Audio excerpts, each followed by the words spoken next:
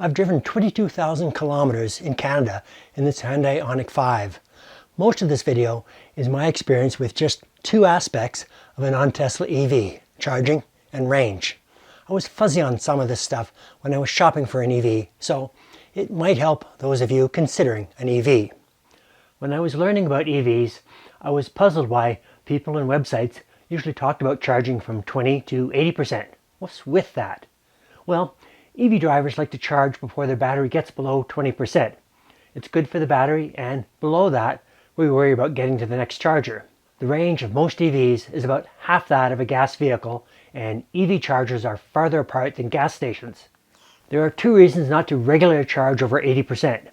First, charging slows down beyond that level, wasting your time if you're out of town at a public charger. Also, others could be waiting for the charger. Second, while it's fine to occasionally charge to 100%, it's not good for the battery to frequently charge to 100%. To charge your car from a 120 volt outlet, you need a level 1 charger. The EV gets about 1 kilowatt of charge. So, on my car, it would take about 10 hours to charge from 80% to 90%. Charging from 20 to 80% would take 2 to 3 days. I keep a level 1 charger in my trunk, and I hope I never need to use it. For faster charging, most EV drivers have a level 2 charger installed at home. The 240 volt wiring is similar to what is required for an electric clothes dryer or stove. Like most home level 2 chargers, this one cost about $2,000 to wire and install. Most charge at about 7 to 9 kilowatts, so roughly 7 times faster than a level 1 charger. Charging from 20 to 80% takes about 5 to 7 hours. Most EV owners plug in when they get home and the battery is below, say, 40%. It's easy to program the car to charge when the electricity is cheaper at night or when the sun shines on solar panels. The cost of level 2 charging varies from place to place, but just a ballpark number, it's about 20% the cost of driving a gas car. Convenient and cheap. Gotta like it. There are public level 2 chargers, but when away from home, most folks look for faster chargers, sometimes called level 3 chargers or fast chargers. They are also called DC chargers because they use direct current. Level 3 chargers can output 50 kilowatts or more. 350 kilowatt chargers exist, but I rarely see a charger that can exceed 200 kilowatts. Even at 50 kilowatts, that's 7 times faster than a level 2 charger. At 200 kilowatts, it should be about 20 times faster. Great, right? Well, in the real world, those rates are rarely achieved. Charging rates are limited by the car's wiring, the temperature of the battery, how much charge the battery has, etc. On this day, I got 91 kilowatts from a charger rated at 200 kilowatts. Charging my car from 20 to 80% at 50 to 100 kilowatts would take about 30 minutes to an hour. However, because I'm old and like to stop every 2 hours or so, I often top up, which takes some 15 to 20 minutes. In my younger days, I was a road warrior, routinely driving my gas car non-stop for 5 hours. An EV would not have worked well for me. The cost of charging at a level 3 charger varies widely. I know of a couple of free ones. Some charge by the minute, some by the kilowatt hour. At the high end, 57 cents per kilowatt hour, the cost of driving, say, 100 kilometers is comparable to a gas car. The average cost of charging has got to be less than the cost of gas, but how much less depends on the level 3 chargers you use. My EV is long range. The battery capacity is 77 kilowatt hours. Hyundai Canada advertises the maximum range as 488 kilometers, but that is the range for summer in the city, which is a useless number because there are many public EV chargers in cities. When I was shopping for an EV, I wanted to know the winter range for highway driving in the mountains. Fortunately, evdatabase.org gives the real range. For driving at -10 and using the heater, the reported range is 260 kilometers, which is a useful number if you're shopping for an EV like mine.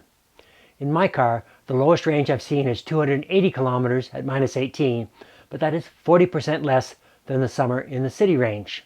For my day trips to the mountains in winter, my car has enough range.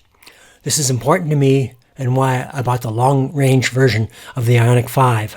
The maximum range depends on the battery capacity, the battery temperature, how hilly the roads are, and how fast you drive, and the use of heater or air conditioning. Here, the range with 68% charge is 251 kilometers with the heater off and 246 kilometers with the heater on. Road trips require a little planning. There are apps like ChargeHub and PlugShare that show the public chargers for most charging networks. This map of Highway 3 in southern BC shows level 3 chargers in orange and, as a backup, the public level 2 chargers in green. Road trips on secondary roads require more planning than on major highways. As part of a road trip last winter, I wanted to drive the secondary highways from Cache Creek to Whistler. Some would call these roads remote. Cache Creek has 2 level 3 chargers, Lillooet has 2, and Pemberton has 2. These chargers are between 50 and 100 kilowatts. It's about 100 kilometers between Cache Creek and Lillooet, and also between Lillooet and Pemberton. Having 2 level 3 chargers 100 kilometers apart seems more than adequate, but what if both of the 2 chargers in Lillooet are broken? Partly because of the remoteness, and partly because I've seen 2 adjacent chargers not working, I decided I needed to have enough charge to get from Cache Creek to Pemberton, plus a buffer. It was winter, and I made sure I had 300 kilometers of range, which required a charge to 90%. Fortunately, the first charger I tried in Cache Creek was working, and there was a good coffee shop within walking distance.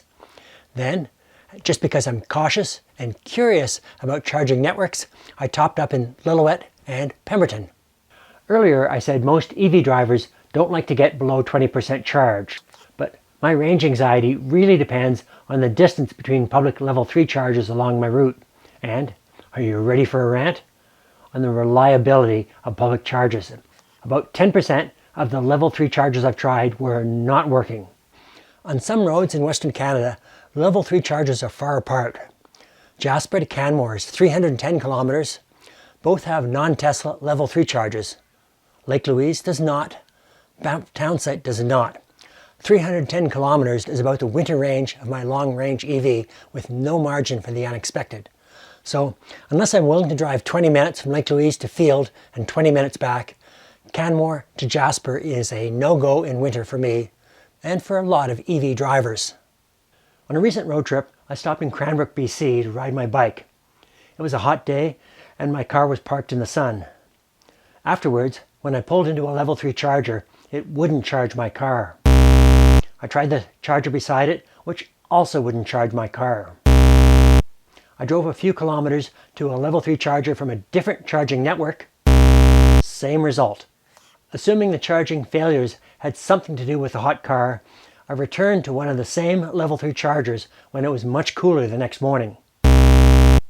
This turned a 4-hour drive home into a 10-hour trip. To make the 380 kilometer trip home, I stopped 3 times at level 2 chargers for about 2 hours each time. At one stop I rode my bike, at another I tried slow eating at a fast food restaurant. Good thing I'm retired. At home, the next morning, I made an appointment at the dealer for a $100 checkup on my car's charging system. On a whim, 2 days before the appointment, I tried a public level 3 charger, which, to my surprise, worked. So, I canceled the appointment. I've since been on other road trips and used quite a few level 3 chargers, most of which worked.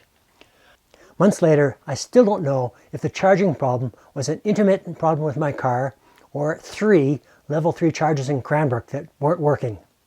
I find public charging stations, well, the non-Tesla ones, are currently a gong show.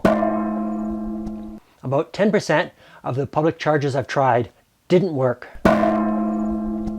There are many networks of public level 3 chargers.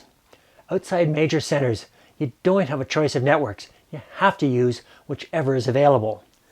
Most chargers won't allow you to pay with your credit card like you do at a gas pump. The charging networks require an app on your phone. I have 8 on my phone. You have to preload money from your credit card into an account which is drawn down while you charge. So, yes, I have a balance at 8 different charging networks. Told you they were a gong show. So, these are just some of the pros and cons of EV range and charging that I've encountered.